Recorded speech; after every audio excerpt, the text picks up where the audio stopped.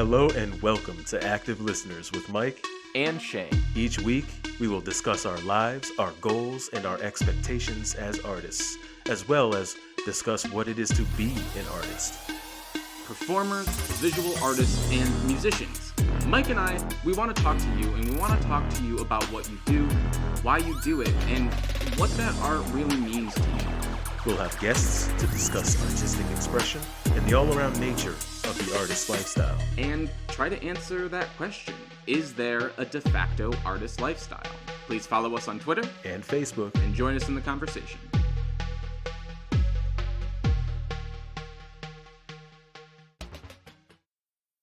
Oh, well, hello there, Sonny. I heard you were putting on a podcast. Shane, why are you talking like that, Shane? Oh, because isn't this how the old folk are talking?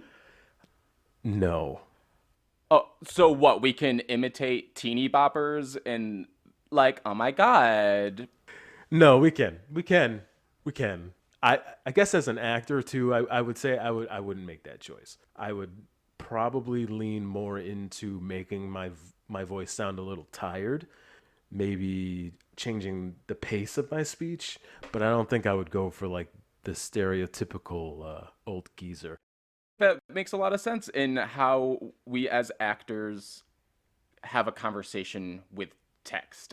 I have been called a character actor a number of times. That's not news to me. But it is interesting how I will oftentimes latch onto a very generic, silly bit of nonsense that doesn't really make a lot of sense, but I start to hone in. I start to shave away the nonsense and start to see the stereotype for what it is and maybe where it came from. All right. So let's shave away the nonsense. Welcome, everybody, to Active Listeners with Mike and Shane. And if you haven't guessed, this episode is going to be about ageism. And as you heard, Shane definitely has some ideas about how to play an old person. They might not be the best or the right ideas, but they work for me. And maybe I have to start having a conversation with myself about how I create art and what bias lies in that. That's right. You go in the corner and think about what you've done. I'm sorry. Okay. So today's episode is going to be about ageism. Later in the episode, we are going to talk to lifetime theater maker, director, teacher, actor sometimes, Sandra Boynton, and we're going to have a discussion with Sandy about ageism, specifically within the world of theater and also more broadly. But before that, Shane and I are going to have a little short discussion about what ageism is in our eyes and how it affects our society and our art. As a person who is aging every day, I start to notice how people are treating me differently the older I'm getting, and how different demographics and different age groups are deciding how they deal with me.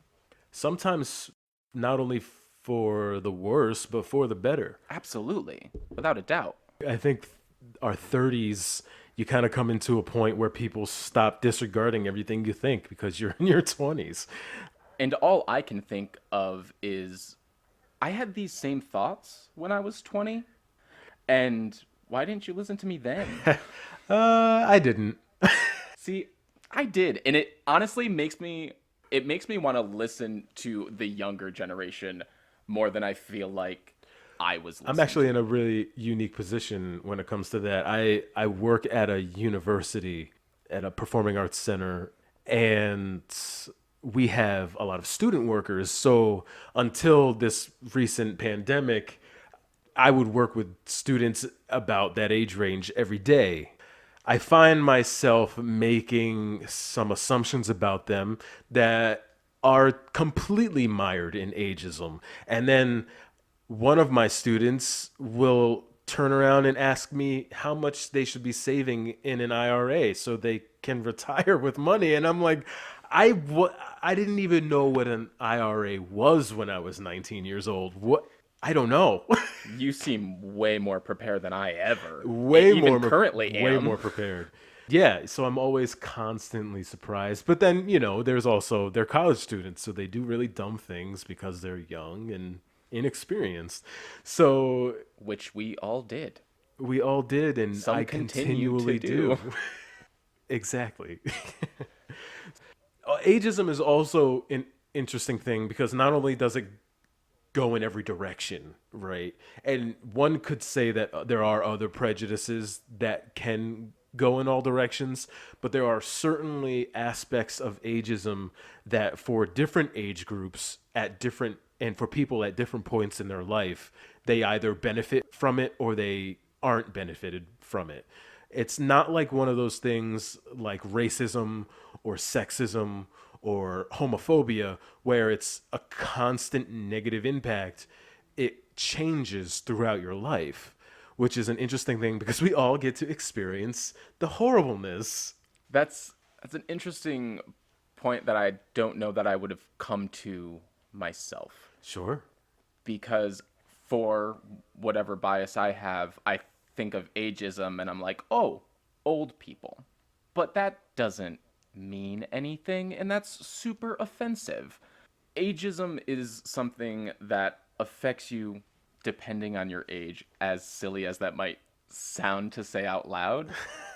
And like you said, it is something that transmutes over your lifetime, and it's interesting to start experiencing it in my 30s. I think the most attention that ageism has gotten recently in our culture has been the okay boomer phenomena, where millennials and Gen Zers kind of take all of the condescension that comes from on high and just decided to deflect it with two graceful words. Okay, boomer. To satisfying effect, quite frankly.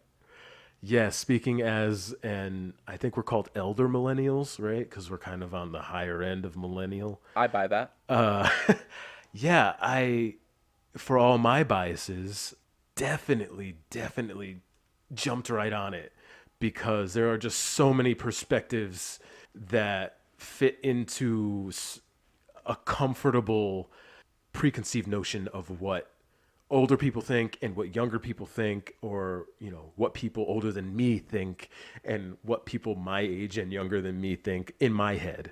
Part of me wants to be like, defend that, right? Because it's my bias, it's the thing that in my head that makes sense. Yes, please step aside so we can we can make this world what we wanted it to be, right? And that's a generational thing that I think has come every generation. We didn't start the fire. That was Gen X's okay boomer moment. You know what I mean? Where they were like, we didn't start this terrible thing. You did. People older than us. Yeah, it has always been burning since the world has been turning.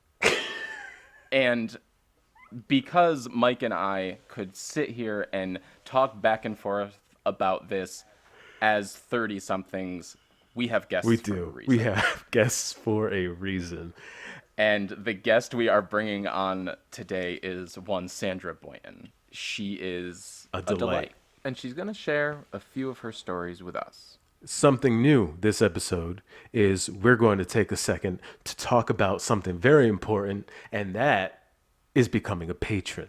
If you like our show, now that we're in our third episode and it's something that you've decided you're going to be in the long haul with us, then I would like for you to just check out our Patreon page. There are multiple levels that you can support the show, and we also plan on releasing goodies for our patrons. So just go to patreon.com/activelistenerspod and check it out. With that, we have with us today one Sandra Boynton. The one, the only, the fantastic, the fabulous. Sandy, would you like to take a moment, introduce yourself, do ask all of our guests their preferred pronouns, and please tell us something about yourself. I'm Sandy Boynton. I've used she her all my life and I respond to it. Occasionally I respond to it. If I gain any more weight, I'm going to have to be they. So those are my pronouns. And what about a little something about yourself? A little something about myself. I guess the simplest thing to say is that I've been in the theater almost all of my life. I did my first role at 5. I did my first directing in the 2nd grade when I staged reading group shows. And that means that I have been in the theater 67 years. An impressive career. I have worked as an educator, not professionally, as an educator, as an actor, as a director, as a costume designer, as a union stagehand doing everything but sound. I did my last professional show on the Proctor's stage as a dresser 3 years ago. So a very eclectic theater career. Extremely. Yeah. And then we should probably take this opportunity to mention that Shane and I both know you under several of those titles. However, first and foremost, as our educator in our time in college. Yep. And somewhat of a stage parental figure, friend, of course, mentor, times ass kicker when we needed it. Yes. Yes, I have done that. I feel like mentor, director, ass kicker should kind of just be your tagline, Sandy. Yeah, ass kicker. I think I like that. Because as much as you have done that for Mike and I know you have done that for countless other students that have been lucky enough to be under your tutelage. Well, I just think I've been lucky enough to have fabulous, fabulous students that I've worked with over the years, and not just theater students. Some of my English students have been just fabulous folks whom I've enjoyed working with. And I have some pretty darn good stories. In fact, I'll tell one. Teaching Joe Turner's Come and Gone. It's an August Wilson play, and there is a root worker, a Haitian root worker in the play. And I'm trying from my Wikipedia and research to teach people what the Haitian religion and the Haitian shamanry is. And in the middle of the class, an African-American or a woman in the back of the class said, "Excuse me, my aunt is a root worker." And I said, "Can you make this better than I am?" And she said, "Yes." 20 minutes of information about that most fabulous addition to the class.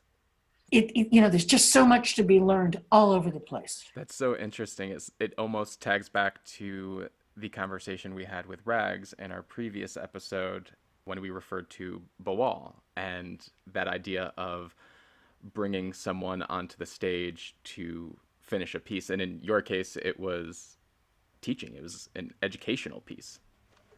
And it happened, I had it was quite early in my career at SCCC, but I had an older audit in the class, a senior audit, who had fought in World War II. Wow. And the minute something referred to World War II, and he was a retired physician, so he was very articulate. I just back off and let John teach it, because I couldn't teach that, but he could. I imagine he taught you in that moment. Oh, absolutely. Absolutely. It was, I was born 2 years after the war ended. Yeah, I think speaking as a former student, I think that there is a kind of special thing that happens outside of the classroom as well, because I think you're just a life teacher. There's a special thing that happens, while I'm having these moments with you where I kind of feel like maybe it plays a little bit into our topic for this evening. I'm just getting so much of the wisdom that comes with so much of your experience that it will ultimately be passed on to whenever I start imparting my knowledge to the next generation. You haven't started yet, Mike? I think I've got some things yet to learn. Don't wait too long. Just start. So every one of us, the three of us, have so many different accommodation of so many different skills, but that gives you a unique perspective. Doesn't matter how old you are. Sure, sure. I mean, I just recently learned what a fabulous sculptor you are. Oh my goodness. So That did has I. changed. Oh, you are good. That has Thank you, thank changed. you. I'll bet how you work with an acting role now that you are thinking in 3D. Ooh, he's gonna start sculpting his acting roles. 3D Well, I found think you and I beauty. very, very frequently have discussions about thinking in the three-dimensional, and Mhm. I'm usually in our Will Kemp's rehearsal spaces. It's coming to no surprise of anyone that's listening. Sandra is also the artistic director of the Will Kemp's Players. I think this whole first season, the first few episodes of the first season, is just going to be like a big Will Kemp's reunion. A Will Kemp's parade, if you will. And I think one of the things that'll often happen is I'll just be quietly standing upstage, and out of the commotion of staging I'll just go, can I just fix this real quick? Can I I just put people where they should be? You stand here, you stand here, you stand there, and look how pretty that picture Look became. at that pretty picture. And I'll stand way back here because I'm so freaking tall. That's right, Michael. You understand. You understand. Anytime we do it, the first thing we do is, Michael, just go farther upstage. He just has that advantage point. He can look down on the scene. I have to look up at it. All right, time to talk about what we're here to talk about. Really dive into the meat, really. Yeah. So we're here to specifically talk about ageism. And I know that's actually weirdly the last couple of years become really super in the zeitgeist. In the last couple of years, ageism has become more in the forefront of the zeitgeist with phenomenons such as OK Boomer, and I guess Karen has got some generational implications behind it. And I think it's fair to say that unlike other issues of identity, there are some very interesting ways to look at this in terms of power dynamic. So we'll look at it in generalities, but then we're going to apply it to the profession that we're here discussing, which is theater. So could you give us some general, your general musings on our society and what we are referring to when we say ageism? Boy, and when you had enough of this generality, shut me up. Seriously, because I think there's all sorts of implications for it. We think about ageism being focused against older people, that somehow that we retire people before their pensions become due, or we find a way to get rid of them before they're vested. We find ways not to hire older people. We find ways not to hire people who may have more of a liability with health care, all of that stuff. But I will also say that I think very much another function of ageism is this, what I'm going to call generational conflict, which I think as a notion, and I know it started with my generation, the baby boomers, because ad companies focused all of that attention onto one cohort of people. And then all of a sudden, every 10 years or so, or 15 years, we had to have a new generation, and they had to gin up a conflict.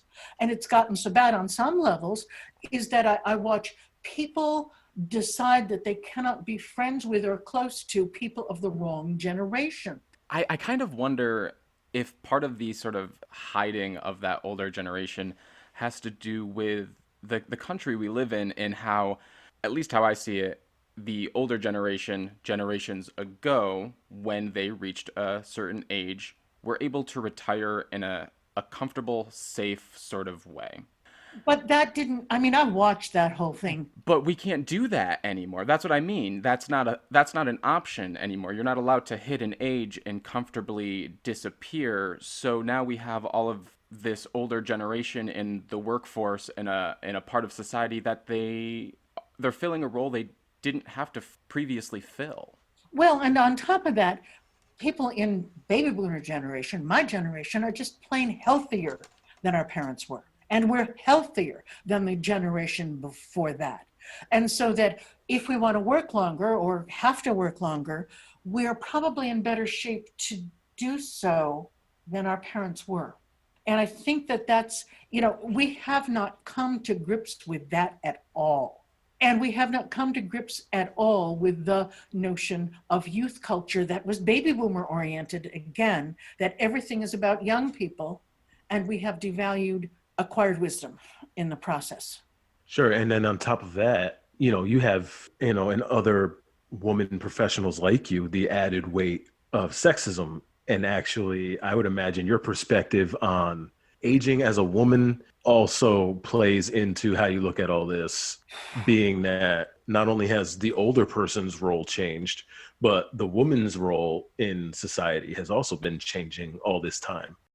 When I was in high school, I graduated in 65, if that helps you place that. I was among a very unusual cohort of people my age. 80% of my high school class went to college, 80% in 1965. We were smart, we were unusual. Almost all of the women in that group were professionals of one variety or another, teachers, what have you. I think out of the whole class, I was the only person whom I would call a professional artist. But of the bunch of us, but of the classes around us, most of the women got their MRS degrees and they became professional homemakers and child rearers. That was the job. It was not expected that a woman would necessarily go to work, except for a short period of time between high school or college and marriage. It was expected that if you were to be a professional woman, the questions that could be asked of you in an interview were startling. Whether you had a boyfriend, whether you intended to have children or not, you were not necessarily allowed to keep your job if you were married and showing pregnant. You would be forcibly told that you had to step back or step down. They didn't want to see that in public. I mean, it's such a different, it is such a different world. So I grew up with one set of, I'm going to call them 1930s, 1940s expectations that just blew out of the water between the 50s and the 60s, absolutely blew out. And there have been no real expectations. There's no role models for women my age. There's just none. We grew up with none really.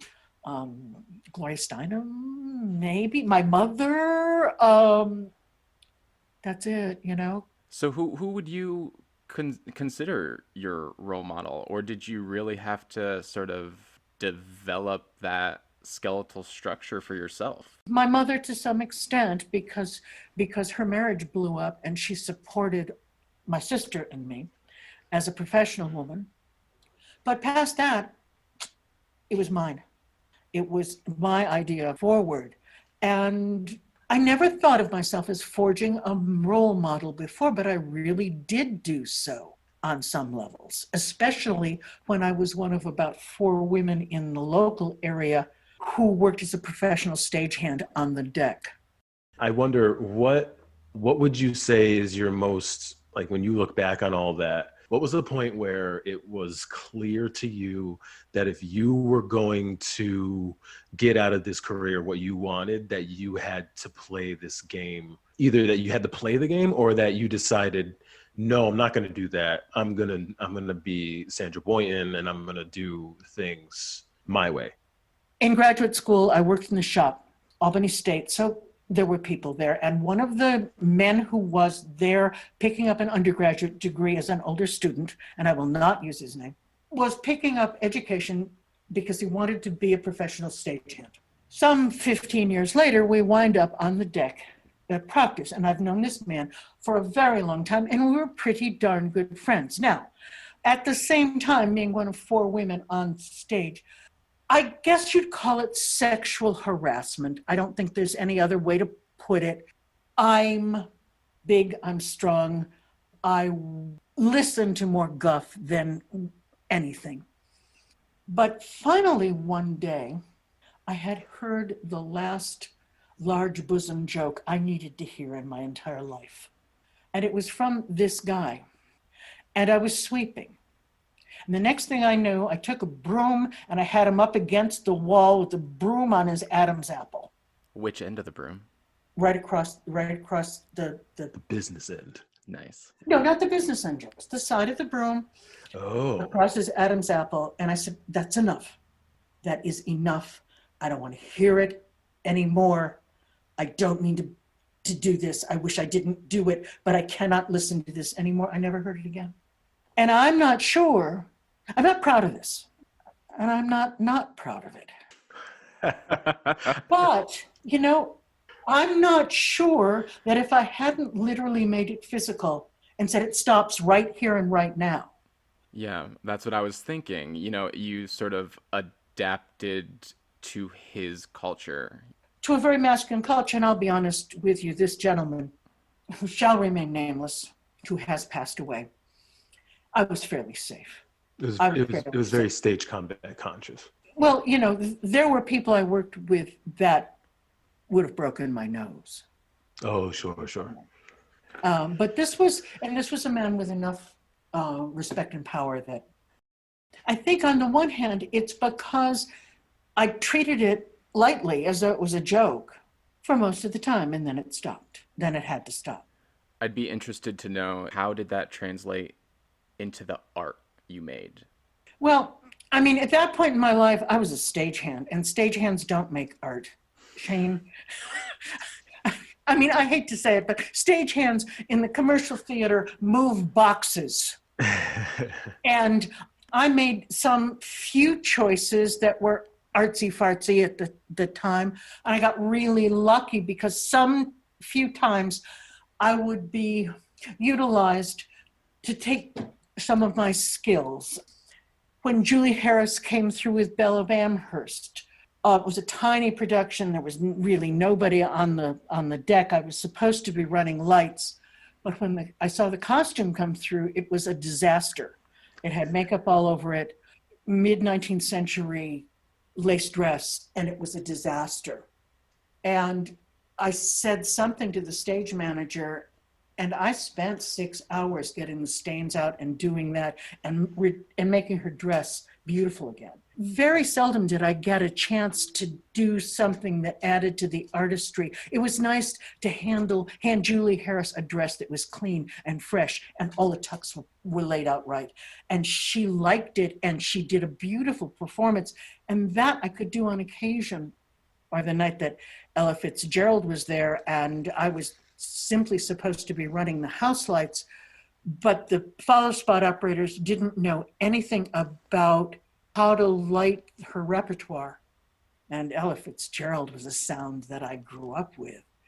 So I was able to change all those follow spot colors on the fly so that it was better colors for what's going on. But that was, you know. Sandy just making art better since forever. Well, I mean, it was just, you know, most of the time with that, it's, you know, move the box. Hi, you have to take this cat's costume and slosh it around in the soap and water solution by hand for 10 minutes.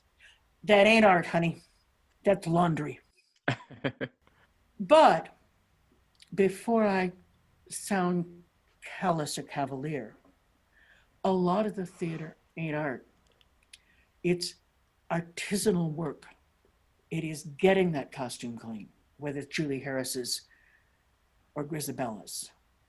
It's making sure the box is in the right place. It's making sure the screw is tight enough so that somebody doesn't trip on stage. And that's so important because our art is so precise and it depends on such tiny tolerances. Oh yeah. Doing that day to day in my 9 to 5 is, you know, a lot of it is either realizing someone else's vision or making sure they don't die while they're doing it. Or on occasion, and you will get this on occasion, making a better choice than they know how to. Oh, absolutely. But this is artisanal, and I'm very committed to artisanal work in the theater. I really am. We have to get the craft right in order to do the art. Also sounds like there's a level of earning your stripes by doing that. Yeah. Women are aging out of this work earlier. whether that be based on age as a number or age as a visual aesthetic, it sounds like it's taking you longer to earn your stripes, and then you're getting less time to do the work before you are told that you're no longer viable in the system. Don't know if you're quite right. I'm rarely right, Sandy. That's true. I taught you well. I think as actors, there's a real problem with women aging out of the system. Real problem. Mostly because the theater scripts that we have right now, the vast majority of them were written by men for men. They are men's stories. It is men's stories that we, as a society, have found interesting to stage, and interesting to read, and interesting to watch. And women are parts of those stories, but they're not the backbones of those stories. Moreover, I don't think the society finds mature women's stories interesting. Sorry. And so that's double whammy. So for actresses, it gets thinner and thinner and thinner and thinner in terms of casting possibilities as you age. That doesn't work quite the same way for other parts of the industry. I think you're going to find as more and more women direct, there are going to be more and more older women directing. If you take a look at the greater Capital District area, how many companies are headed by women, artistic directors and artistic managers? There's myself, there's Maggie Mancini Cahill, there's Tina Packer, there's Julie, I'm sorry, I'm forgetting her name, but Juliet. both of the big Berkshire Theater Festival, that's all headed by women as artistic directors and directors. And I think at this point, looksism, I'm afraid, gets into this, guys. And that what we find attractive to look at in a woman is very different from what we find attractive to look at in a man. I'm not standing up for it. I think that we are short-sighted, that we are, as usual, walking away from complexity. But this is the world that we live in right now. And that even in the brave new things being done by women playwrights, I would bet there are fewer roles for mature women than there are for younger women. Way fewer. Would you say that it's true that as a result of what you've experienced as a woman and like all the changes within society over the past, say, 50 or 63 years, as long as you've been doing this, is there a set amount of time in which you can see where these types of things start to level out, where we start to see? Because on Netflix, just a couple of years ago, the #1 show was about, two old women whose husbands leave them for each other. And I think it's interesting because yeah, but it was Jane Fonda. Right, exactly. So I'm saying these were two actresses that lived the experience and the history that you're explaining here, and then were able to use their clout as older actors and kind of gain this notoriety. I mean, Betty White. There are too few and far between, I think, most certainly. But do you think that levels out? I don't know. Eventually? I don't know. I mean, there is Judi Dench, there is Glenda Jackson, there is Jane Fonda, there is Angela Lansbury, whom I saw at 84, to Blythe Spirit. Wow. All those things, they're there. But it's and with men as well. There's Sir Patrick Stewart, there's Sir Ian McKellen, there's that coterie of, oh my God, are they still alive? And holy crow, they're good performers who are in this special category. I swear, I don't even know how they exist. They're so amazing. I saw Glenda Jackson do Lear. Holy, I didn't love the production necessarily, but she was amazing. Amazing. And when you see that mouth, which is the size of Arkansas, open to howl, it's the most amazing thing in the world. That happens. But I just don't see how all of this is going to hang together yet until we find a way to tell stories about mature humans, male and female. Right, because even within like the world of older men, it's the stories that like, you touched on one yourself, Lear, Death of a Salesman, these big heavy hitters that are been done, and like the stories. I mean, basically, stories about older men are either a Lear adaptation or a Death of a Salesman adaptation. Like that's how they work. So like What are their 7 story that's arcs? still a very narrow perspective on aging.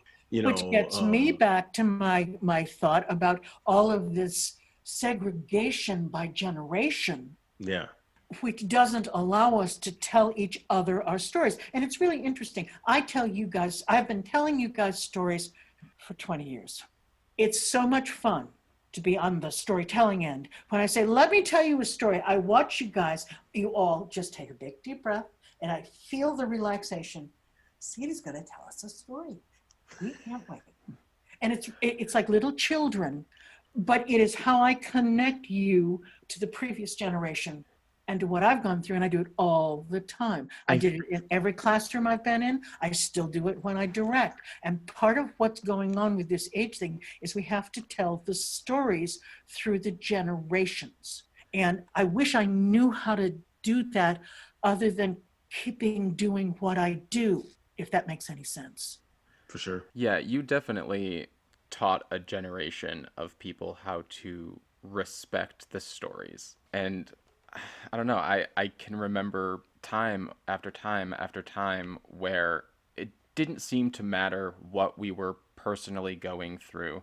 When we came to Sandy, there was a story. There was something to learn. There was something to gain. And I know years ago, I certainly took advantage of that because I didn't think I had any stories to share back. And Sandy kind of just taught me that it isn't the age of the person telling the story, it's what you learned from the story, what you can share from that story, what you can teach from that story. But that's the whole basis of theatrical art right there. It's finding the story and telling the story and sharing the story with an audience in a way that they can react to it or with it and then tell their story in that framework. That's the whole deal, folks. So now, speaking to your most recent experiences with theater and surrounding this topic, how do you feel about where you are in your career now? Oh, wow. I don't even know if it's a career. I sort of feel like the Energizer Bunny. I just keep banging the damn drum. But about 20 years ago, I slowly started pulling away from the 20th century notion of the 19th and 20th century notions of the theater and tried to get back to finding that relationship between the text, the performer, and the audience. And that's really what I've been doing pretty much nonstop, even as an educator, trying to get that relationship, that fundamental relationship. Because when it comes to spectacle, film or video can do it better than the live theater ever thought about. But the relationship, the sharing of the storytelling, the energy coming back at you, and the thing I made you guys do all the time was to sit down and do a talk back with an audience so that we could start the notion of a social relationship as a part of the theatrical experience so that people find a way to take that information that they've just gleaned or the emotional reactions they've just had and share them and keep the story running. It makes it tangible. It's no longer you're not a spectator of art, you're a participator. You're always a participant in it. Story. I took a group of people to New York City to see Beauty Queen of Leenane in the afternoon and Wit with Kathy Chalfant in the evening. Beauty Queen of Leenane got every damn Tony there was that year. Every damn Tony. So we get down to the Village and we get into this 99-seat theater where the only entrance to the stage and the only entrance to the auditorium was the same drape. And we saw Wit. Now, if you haven't read Wit, read Wit. That's your assignment, gents. Fine. When is it due? It's about a nearing retirement age English professor at NYU who discovers she's dying of uterine cancer. It's amazing. It's about poetry and about the teacher-student relationship, because one of her doctors she'd given an A- to, and he wasn't happy about it. And it's about her mentor. It's this brilliant play. And I don't know if you know Kathleen Chalfant or not as an actor, but I suggest you should see her before she gets old. She's really my favorite actress right now, has been for a long time. The end of the play, she dies. And you know she's dead because she takes all of her clothes off and she's stark naked. And it's amazing. All you could hear in the auditorium was sobs. Just sobs. Just sobs. The lights go down. Nobody moves. Just sobs and sobs. And people weren't necessarily sad. It was just that overpowering, sobbing. The lights come up. The audience jumps to its feet and starts applauding. I don't know if the hands clapped first or the butts were out of the seats first. You can't have that experience any other way. And then, since we all shared a bathroom, Kathy Chalfant was in there going to the John when we were all leaving. You don't get better than that. No, you don't. And the reality of it, and the ability to look her in the eye and say thank you in the John. Yeah, maybe don't talk to people while they're peeing, Sandra. We're doing the 21-second wash, and I got tears running down my face. I'm saying, thank you. I mean, it's hysterically funny when you think about it, but it meant so much. You're right. You're never getting that experience at a movie. You go to movies with friends. Well, we used to. And who knows what's going to happen now? And you would stand outside the movie theater afterwards, and you'd kind of talk about it and chit chat for 30 seconds to a minute, but there was never that emotional investment that you're talking about. I mean, and again, this may be generational, but I know when I go to New York with my good friends to go see a play, the intention is always that we'll go out for dinner afterwards. But first we go to a bar after the matinee and we sit down with cocktails and we talk about the play, seriously talk about the play, what we saw, what we didn't see, what I liked, what I didn't like, where something for me, again, as a director, ooh, that didn't, or that was brilliant. I don't know how anybody could have done that any better. But that doesn't happen. Go to the parking lot, jump in the cars and disappear. What do you do with all that stuff if you can't share it? I'm serious. What do you do with it if you can't share it? Yeah. You just kind of internalize it, Yeah. like we do with so many other things that we feel. It really blunts that ability to build community. Like, I think about it, and like you said, Mike, you internalize it, you sort of let it drift away. Yeah. I mean, like... I've certainly had conversations, about a movie, cinema heads or whatever, post movie, but I don't think I've ever went and seen a play and then not immediately delved broke into down every facet of that. And like how it made me feel, and like even if it's as simple as like discussing what about the production you really enjoyed or thought maybe it could have been executed better, you're still kind of living in the space of the play because you were in the space of the play. And you're also using, for 90 minutes or the whatever, community of the hours. Playgoers to help dissect that play. Sure. Plays are 3D. There's a lot to understand and break apart and digest. And when you see something together in that group and going out to get those drinks, it's some of the best times I've had. You remember the plays, sure, but I tend to remember the conversations post-play more. But isn't that what the theater is about? So that we can create another play? Certainly. To me, again, and this is because I'm older, but when I was coming up, there was a theater community, and we went to plays together, and we saw plays together, and we argued about plays, and we argued about scripts, and we got passionate about whether Tennessee Williams was better than Arthur Miller. Yes. Or can much of an someone other argument. than a gay person direct Tennessee Williams? Think about that. Those sorts of things. And I don't see that happening. Past the 70s, I saw that mostly disappear. Now that may be me, and it may be that I was doing theater with undergrads where I really couldn't. I mean, we can't do that anymore. We can't hang out with a bunch of undergrads and do this conversation with beers like I did when I was an undergrad. I spent almost all of, after rehearsal, after a show, after whatever, there was a bar that the theater people hit, faculty, a lot of the arts faculty, and the theater students.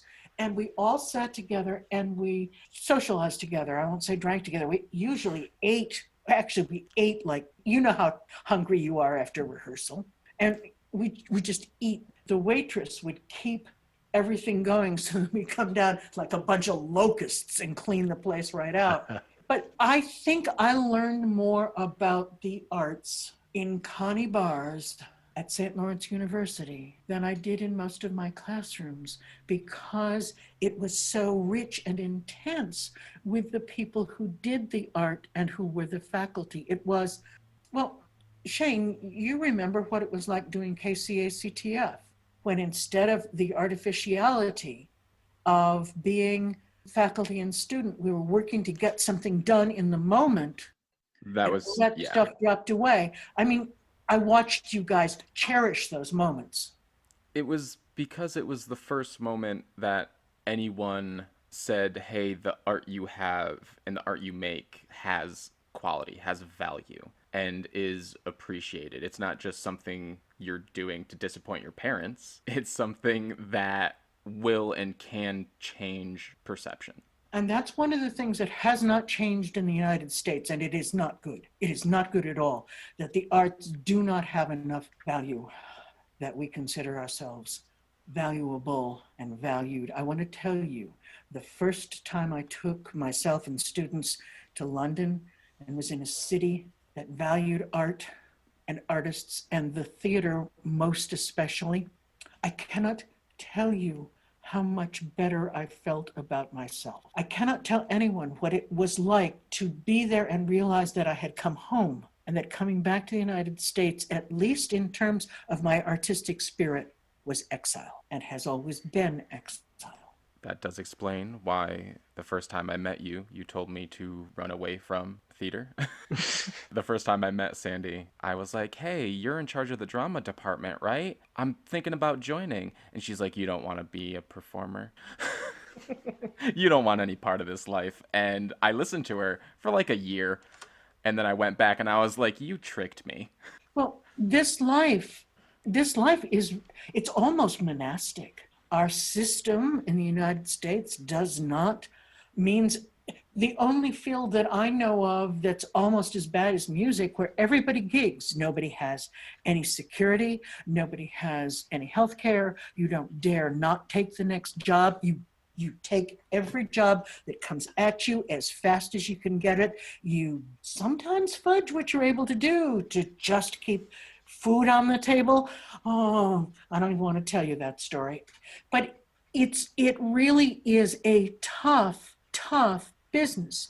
And there are no really good labor rules for what you can ask actors or stagehands to do. When you're down to tech week and it's gotta happen, it's gotta happen. I did 3 weeks in a professional scene shop that I could not do again, it would kill me. But we were behind on getting something out for Disney.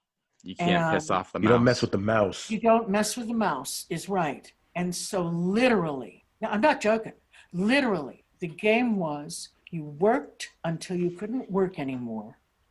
You fell asleep, you got up, you had to wash, you came back in and you worked. That was it. We got it done. Walt Disney on Ice is not my favorite thing. I think there's probably a club for that.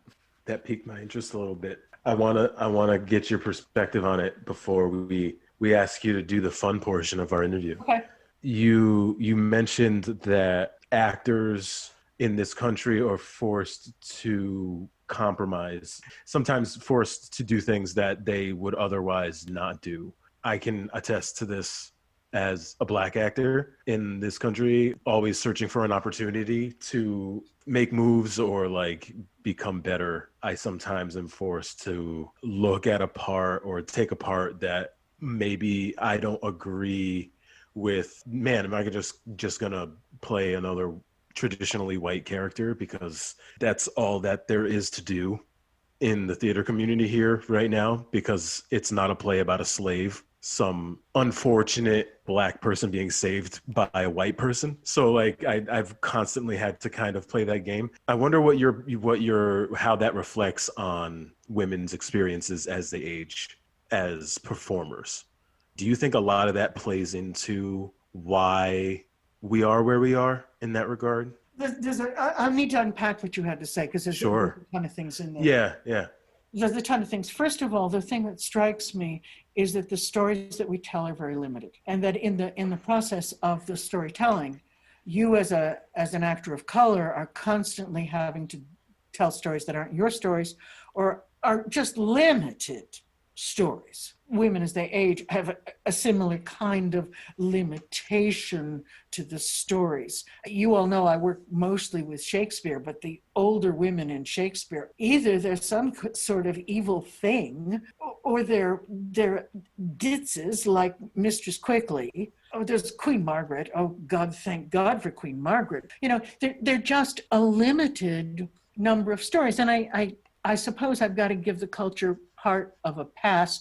We've only been 100 years or so, or maybe 150, that older women actually existed in any numbers, that they didn't die off in childbirth. Sometimes we want stories, but they don't exist because that didn't happen. You're, as a Black actor, having to tell stories you want to tell. They aren't part of your experience. I don't know who's writing the stories that you want to tell, which means that some of us really have to start telling those stories ourselves and finding ways to get those stories produced ourselves, because the commercial biz is going to keep replicating what sold last week. They're going to go for the sure thing. There's so little sure thing in this business, but they're not going to tell a story that the commercial producers are not going to tell stories that are not going to sell. You're hearing my frustration with this as well. Just so you understand, it isn't just an actor of color having to do and say things that he doesn't find attractive. As a technician, when I was working in the Caribbean with a company ostensibly run by Americans, it was ostensibly run by Caribbean natives, but it wasn't. I was told to tell the topless dancers that at rehearsal they needed to take their blouses off and their bras off now. I did it. I also dropped out of the commercial theater almost immediately thereafter, as soon as I got back to the States, because I was never going to do that again. Never going to do that again, because I think the folks that wanted to see them just wanted to see flesh. Another one of those things I am not proud of. Whether you're proud of it or not, it is part of your story. It is part of the reason that we brought you on today and wanted to have this conversation with you. We, as artists, care about the stories you want to tell and have to tell, which I think sort of brings us to our fun portion, in the sense that before we started recording today, you were talking to me about wanting to read a couple sonnets. Back in the dark ages, when I was in college, not joking, back in the dark ages, I tripped into a class called the Oral Interpretation of Literature, which sounds god-awful, and it really means reading aloud for adults. You made it sound great. Can you say it again? You made it sound very interesting. It was one of my Hogwarts moments. And I literally fell into this class, not knowing anything about it. But I have since then always loved to read good literature aloud to other people. I just love to do it. So what I've got for all of us tonight are two sonnets. Two very different sonnets written at very different times. I am going to do them in the reverse order of when they would have been composed, but it's the order in which I became passionate about them. The first of them is a Victorian sonnet by the poet Gerard Manley Hopkins. He was a British priest who gave up writing when he took the priesthood, and he almost lost his mind, and the bishop had to literally order him to continue to write. He's very passionate. So the first of these is a sonnet called Carrion Comfort. I'll not carry in comfort despair, not feast on thee. not untwist, slack they may be, these last strands of man, me. Or most weary cry, I can no more, I can. Can something, hope, wish day come, not choose not to be. But oh thou terrible, why wouldst thou rude on me thy ring-whirled right foot rock? Lay lion limb against me, scan with darksome devouring eyes my bruised bones, and fan, oh, in terms of tempest, me heaped there, me frantic to avoid thee and flee. Why? That my chaff might fly, my grain lie sheer and clear? Nay, in all that toil, that coil, since seems I kissed the rod or hand rather, my heart, lo, lapped strength, stole joy, would laugh, cheer. Cheer whom, though? The hero whose heaven-handling flung me, foot-trod me? Or me that fought him? Oh, which one? Is it each one? That night, that year of now done darkness, I wretch, lie wrestling with my God, my God. Little Victorian hysteria. Hopkins had real issues with God, and he fought hard battles. It's poetry. Man, we could have had a coffee together. Yeah, he was, and brilliant. It's the first time I did it for a class, actually. And the teacher said, I didn't think anybody could ever read that poem. Well, now you have to try to live up to that with your second one, so good luck. Second Yeah. one, believe it or not, is easier. It's way easier. This is the poem that if someone asks me to read at a wedding, is my go-to poem. This is my dear friend, Uncle Will Shakespeare, and this is Sonnet 116. Let me not to the marriage of true minds admit impediments. Love is not love which alters when it alteration finds, or bends with the remover to remove. Oh no, it is an ever fixed mark that looks on tempests and is never shaken. It is the star to every wandering bark, whose worth's unknown, although his height be taken. Love's not time's fool, though rosy lips and cheeks within his bending sickle's compass come. Love alters not with his brief hours and weeks, but bears it out even to the edge of doom. If this be error, and upon me proved, I never writ, nor no man ever loved.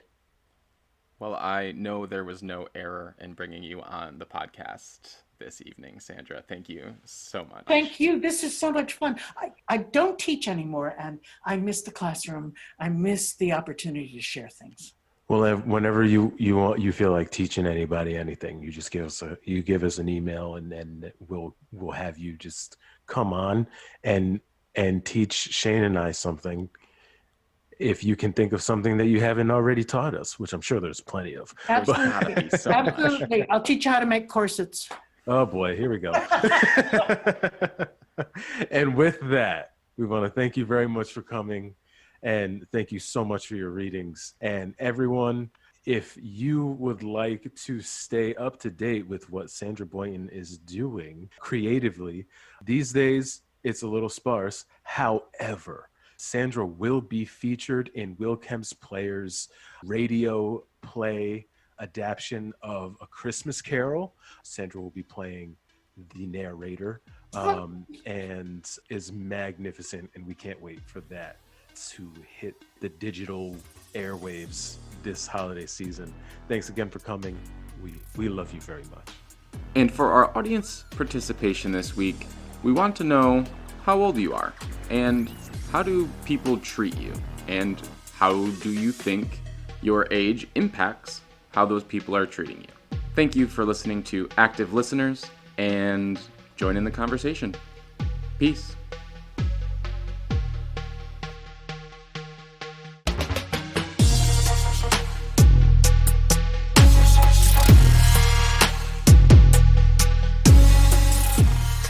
If you like what you hear, leave us a rating.